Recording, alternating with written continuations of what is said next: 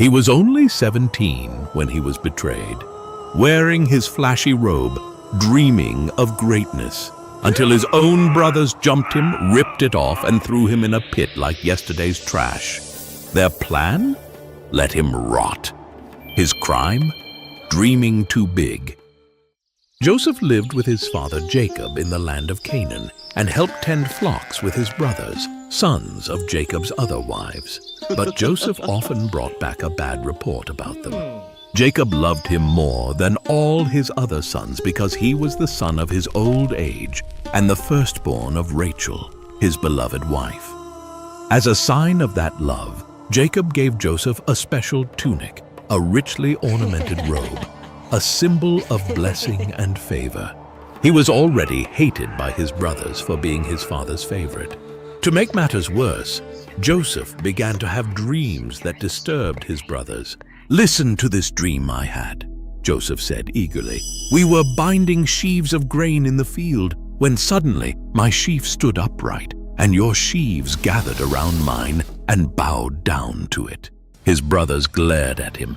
"Do you intend to reign over us? Will you actually rule us?" It felt like a threat. That moment planted something dark in their hearts, jealousy, that grew into rage. But Joseph dreamed again. This time, the sun and moon and 11 stars were bowing down to me. When he shared the dreams, his brothers were jealous. The response was not admiration, it was rage. Even his father rebuked him. But Jacob kept the dreams in mind. Sometime later, Jacob sent Joseph to check on his brothers grazing the flocks near Shechem. Dressed in his colorful robe, Joseph journeyed alone. When the brothers saw him, their hatred boiled over and they conspired against him. "Here comes the dreamer," they said. "Let's kill him and throw him into one of these pits." But Reuben, the oldest, stepped in. "Let's not kill him. Just throw him into the pit." For he hoped to rescue Joseph later. So when Joseph arrived, they attacked, ripped off his robe, and threw him into a dry, dark well. Then they sat down to eat. As they were eating, a caravan of Ishmaelite traders came by on their way to Egypt. Judah proposed a new plan.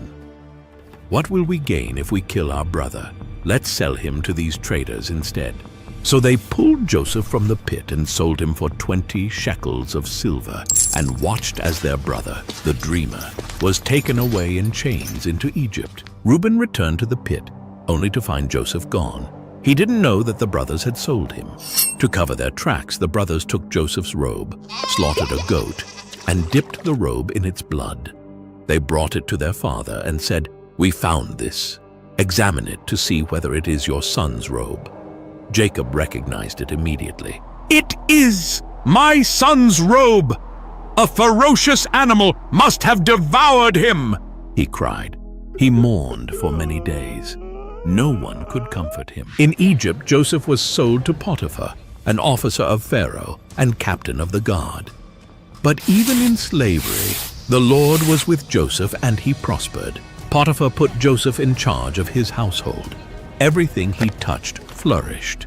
But Joseph's good looks caught the eye of Potiphar's wife. When Joseph refused her advances, saying, "How then could I do such a wicked thing and sin against God?" she falsely accused him of assault. Potiphar, enraged, threw Joseph into prison. And still, the Lord was with him.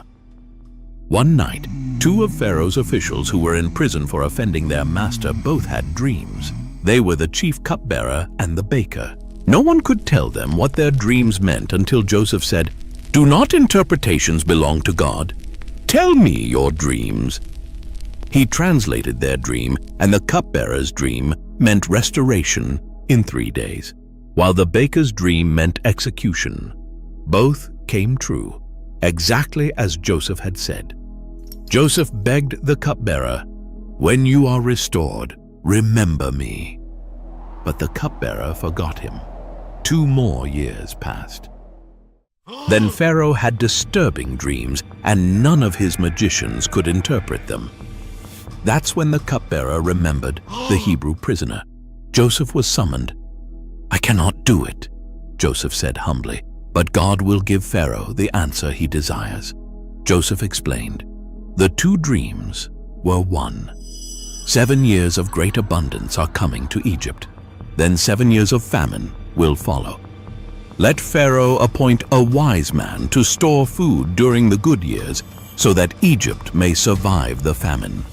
Pharaoh was amazed. Wow! "Can we find anyone like this man, in whom is the Spirit of God?"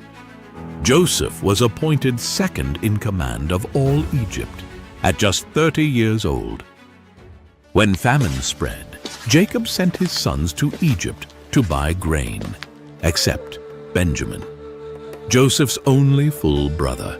They bowed before Egypt's governor, not knowing it was Joseph. He recognized them immediately, but he spoke through an interpreter and tested their hearts. So first he accused them. "You're spies! You've come to uncover the weakness of Egypt!" They stumbled over their words, swearing they were honest men. 10 sons of one man, once 12. One was gone, they said, and the youngest was left behind. Joseph's eyes narrowed.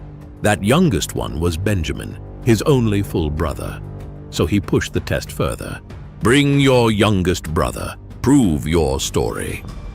He bound Simeon in front of them and sent the rest home with grain in their sacks, and silver secretly returned. Later, when they came back, Benjamin included, Joseph hosted them for a feast. But the test wasn't over. He framed them. He slipped his silver cup into Benjamin's sack, and as they were leaving, his steward chased them down and accused them of theft. Back in the palace, this was the moment Joseph had waited for.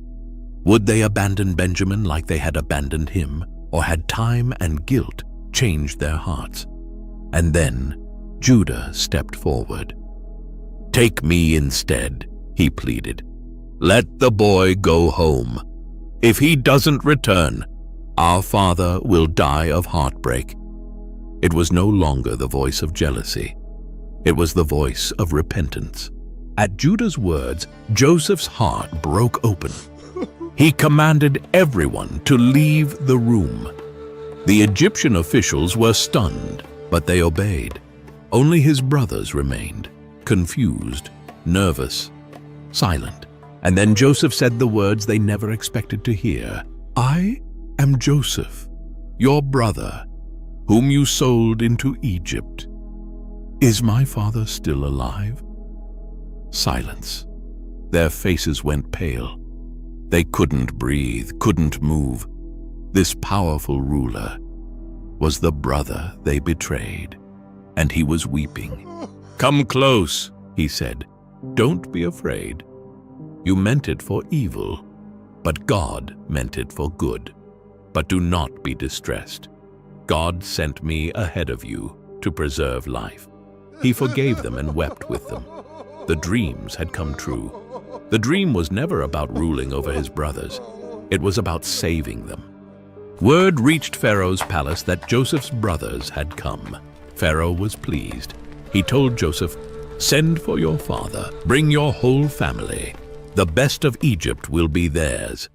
Joseph sent his brothers back to Canaan with wagons, silver, and gifts. But most importantly, he sent a message. "Tell my father, Joseph is alive, and he rules all of Egypt." Jacob and his family, 70 people in all, left Canaan and moved to Egypt. He was reunited with his son. Before his death, he blessed Joseph and his brothers. After Jacob died, the brothers again feared Joseph's revenge. But Joseph said, "Don't be afraid. Am I in the place of God? You meant evil against me, but God meant it for good, to save many lives as he has done this day." Joseph lived to see his children's children. Before he died, he told his brothers, "God will surely come to your aid and bring you back to the land he promised Abraham, Isaac, and Jacob." He made them swear, "When God comes, take my bones with you." And then Joseph died in peace with faith in the promise. Though Joseph died in Egypt, his bones were placed in a coffin, not a tomb, a reminder that the story wasn't over. Centuries later, when Moses led Israel out of Egypt, they carried Joseph's bones with them, through the Red Sea, through the wilderness, through every trial and battle, until the day they laid him to rest at Shechem, in the very land Joseph spoke of.